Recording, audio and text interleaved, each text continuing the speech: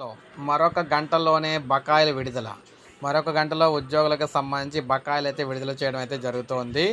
ముఖ్యంగా చూసుకుంటే ఈ ఏడాది జనవరి 11న ఉద్యోగులకు వివిధ రకాల బకాయిల కింద ఏదైతే 1033,00,00,000 విడుదల చేసిందో వాటికి అదనంగా ఇప్పుడు ఈ 6,200,00,00,000 అయితే విడుదల చేస్తున్నారు. బకాయిల విడుదలపై ఏపీ జేఏసీ హర్షం అయితే వ్యక్తం చేయడం జరిగింది.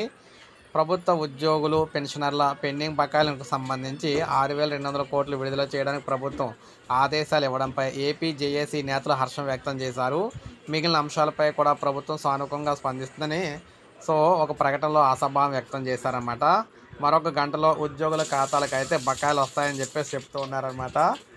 మరొక గంటలో ఈ ఉద్యోగులకు సంబంధించి ఎవరైతే ఉన్నారో వారికైతే ఈ డబ్బులు అయితే విడుదల కాబోతూ ఉన్నాయన్నమాట. ఇది మనకు ఇప్పుడు వచ్చిన లేటెస్ట్ అప్డేటు. ఒక లైక్ చేయండి, సబ్స్క్రైబ్ చేసుకోకపోతే మన ఛానల్ సబ్స్క్రైబ్ చేసుకొని ఫాలో అవుతానండి.